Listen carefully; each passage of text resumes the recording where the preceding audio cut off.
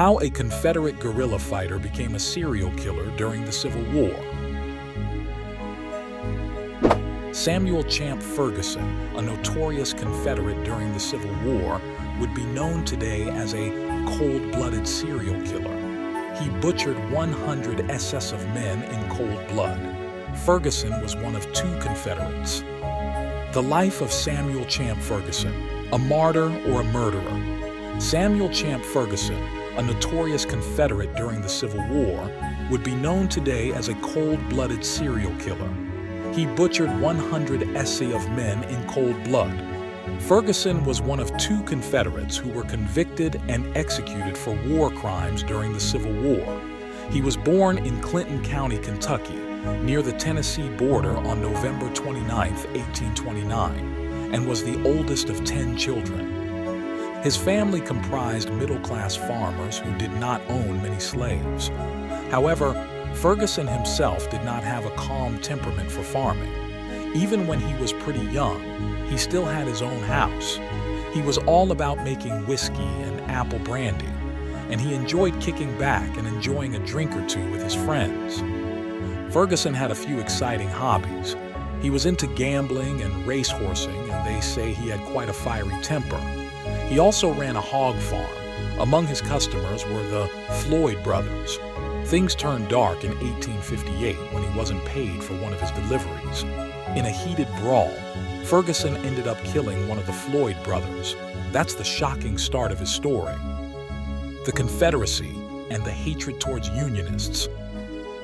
Ferguson was tried by the military court for 53 counts of murder, even though some historians claim that he admitted to killing over 100 Union soldiers and pro-Union citizens himself.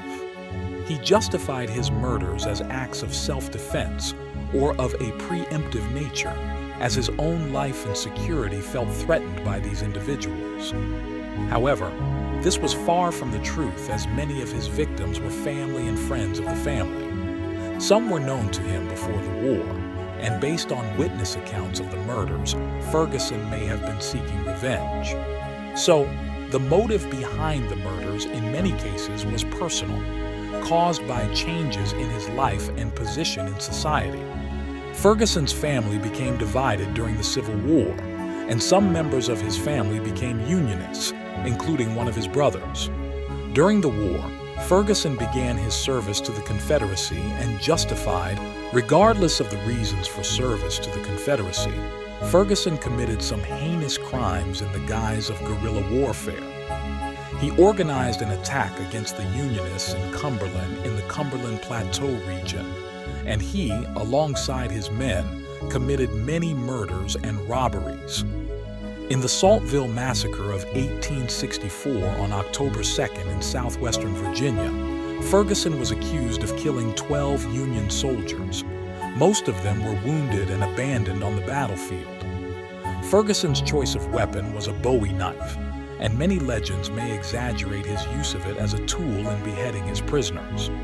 In the Battle of Dug Hill, many U.S. soldiers surrendered to the Confederates, and they were passed to Ferguson, who shot them without any signs of mercy. A local claimed to have found 41 U.S. Army officers' bodies. 38 had bullet wounds, while the rest had their skulls bashed in. Ferguson's victims were not just Union soldiers, but also Union sympathizers. He was known to be merciless, even toward the sick and the elderly.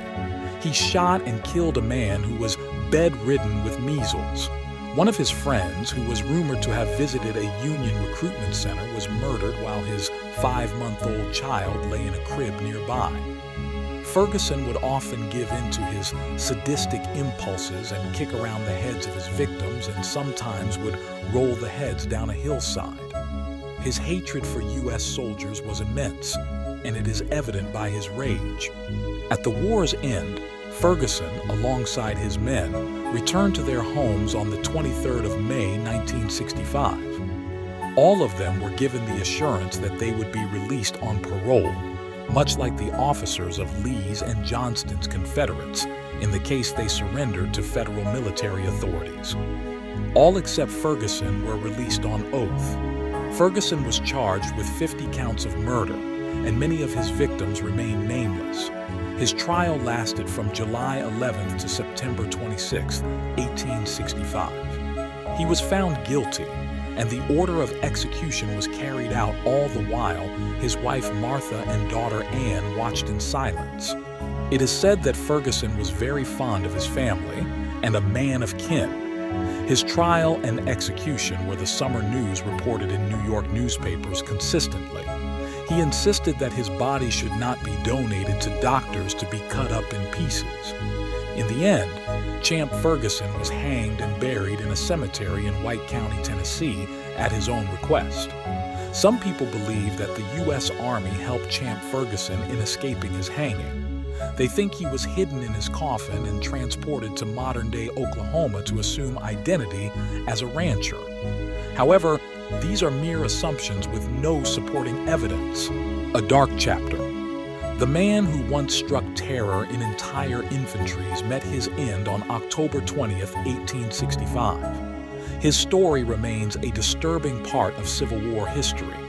Even now, he's as controversial as he was back in 1865. When a reporter asked people at the guerrilla's execution what they thought, opinions were split. Some said his execution was unfair, calling him a martyr. Others wished he'd been hanged when he was younger to prevent the damage he caused later. One of his distant relatives even said, "I'd have hanged him too." Whether you see him as a daring hero or a ruthless murderer with blood on his hands, there is no denying that he has left a mark on U.S. history and will forever be remembered.